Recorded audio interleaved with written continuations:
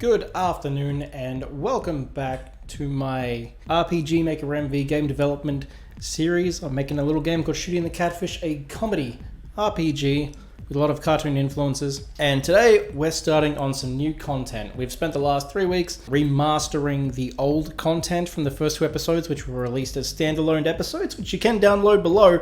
But today we're moving on to episode 3 and we're moving into completely new content, which is super exciting. So let's get into what we're going to be doing this week, because that's what I've spent today doing, planning this episode and this week. So first of all is the structure of the episode. So if you haven't played the first 2 episodes, my initial idea was that each episode of this game, even though it's all the one game, but each episode will have like a different sort of structure and feel to it. And then we have episode 3, which is the one I'm starting work on today. And I wanted that to be very different again. So as always, you start at home, but then you go to town where the episode's narrative is introduced. And then there's a quest within the town, which I haven't done before, a proper quest. We've had the tutorial, but nothing big. That's followed by the dungeon, which in this case is going to be very, very small. And then there'll be an optional quest in town, which leads to the optional quest in the dungeon for people who want to do that. So that's my plan for the structure of episode 3. So if I was to break that down more, after the briefing at home, which happens in every episode, you go to the town and the character Gurkhaman who sells you guns, he's not there yet. You're there too early. And so you go on a trade sequence quest, which takes you all around town and introduces you to all the characters. Once you've done this trade sequence, Gurkhaman's gun shop opens up, you can get your new gun, you can head into the dungeon, which in this case is quite small, which I'll get into soon. And then there's another optional trade sequence in order to get what you need in order to access the secret boss, or you can just go home, either way. So I had to come up with a story to suit that sort of setup. And so what I have here is a Slim Grim, who's the quest giver. There's a rumor going around in this particular town, which I think I'm going to call Flapjack, about a buried treasure. And you basically, Shooty and Zaat gets sent to the town to find the treasure. And to do that, you have to talk to all the locals and try to track it down. Very, very simple, and it's very different to the last episode, which was quite dark. I wanted this to be like a fun filler episode. And that takes me to the inspiration. So the trade sequence is inspired by Link's Awakening's trade sequence, which I know introduced the concept to the Zelda series. I think there were 15 items in that. And it's also taking influences from Paper Mario 1 and 2, where there was a Star Spirit on Ice and 3 Days of Excess. So one of those was you're in a small town and there was a murder mystery to be solved. I believe it was a murder mystery. And the other one is a similar idea, but on a train. I really, really loved both of those episodes. And I wanted to make something that focused on more heavily on solving a mystery than it did on combat. I thought that would be a fun halfway mark and a fun break from the regular gameplay loop. And it's also kind of inspired by, there's a Kanto map, the 1997 Space World Pokemon Gen 2 demo. All the towns in my game so far have been based off the unused maps from that demo, just as like a fun throwback. It's not really blatant or obvious, and I don't draw attention to it, but it is something I've been doing, and that also ties into a project I want to make down the road. So that's what I'm trying to do with episode 3. And now that I've got all that worked out, it's time to actually start making it. So tomorrow I'm going to start working on the actual town of Flapjack and building it. So that's going to be a fun little project. Good morning, it is Tuesday and today I am mapping the town of Flapjack. But before I can start mapping it, I've had to create the actual assets that are going inside it. So I thought I'd show a little bit of how I create my tile sets.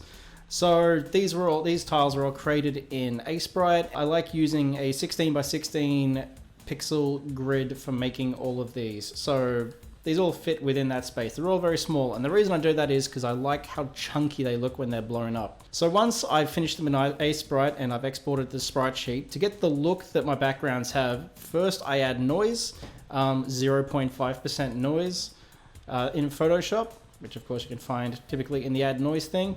It's important you do this in this process as well, in this particular order, otherwise it doesn't work. Next, I go to the adjustments and I decrease the saturation by 50%. This is what helps the characters pop out against the backgrounds along with the black outline. And then last of all, because I work at basically 1/3 of the actual size that RPG Maker uses for its tile sheets, I increase the tile sheet size by 300%, and what's most important is that you set it to nearest neighbor. That keeps it sharp and the pixels nice and sharp and there's no blurring. And then once that's done, it's as simple as hitting the old save button and that's ready to import. So I had to reverse engineer RPG Maker's MV's tile sheets to get that 8-bit look. I reduced them by 33.3%, set up a template, and now that's what I work with. So this is how I get that papercraft look, which is most noticeable on the grays here. That's how I get that papercraft look. So these are ready to go in now and for the mapping to be done. So let's get into it.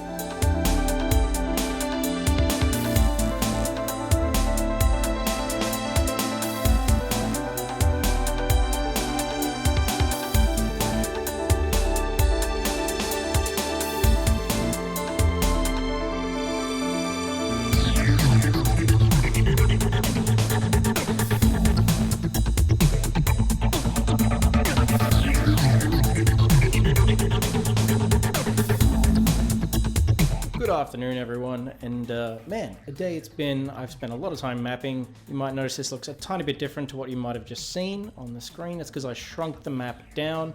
The original one, which was inspired by, as I mentioned earlier, the Kanto map from the unused Pokemon Space World demo. I've shrunk that down. There was a lot of wasted space in it, and with this level being used for a trade sequence, I wanted to shrink that down, but it's all in there. Well, aside from characters and everything else. So let's get down on the ground and have a look. So yeah, here we are in Flapjack. Obviously nothing's happening yet because I need to put interiors in, but the town is now fully explorable. These paths kind of help guide you around. There's going to be a door here which you'll have to unlock, which will take you to the dungeon. So this will be the end goal of the town, but as you can see, there's a little restaurant here, Subpar. That's a reference to an Associates animated series, Sublo and Tangy Mustard. You might be familiar with it. These giant buildings here with multiple floors are definitely going to be new. I haven't done anything like that in the game yet. The closest being Shooty and Zaat's house. But yeah, it's all in here and a plane's flying over. Wow, yeah, that's pretty much all there is to see. So tomorrow I'm going to start mapping out the actual homes and I will start linking all that together.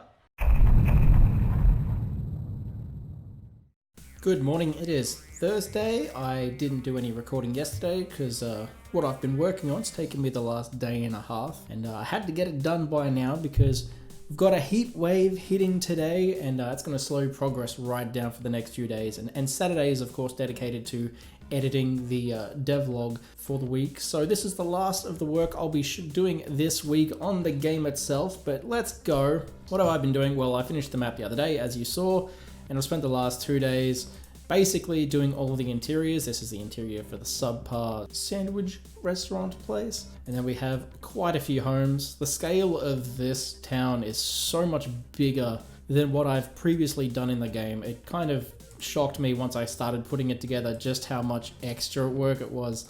So we've got 13 regular homes. Then we have 5 large homes, which again, quite a lot bigger.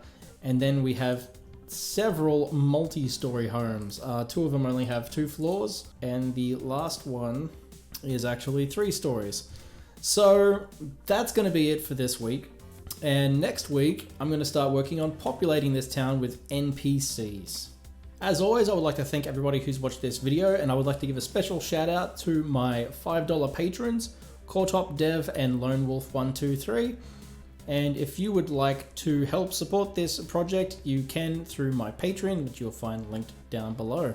So thank you again, everybody. Have a fantastic day and a fantastic week, and I'll see you next time as we start to bring the town of Flapjack to life.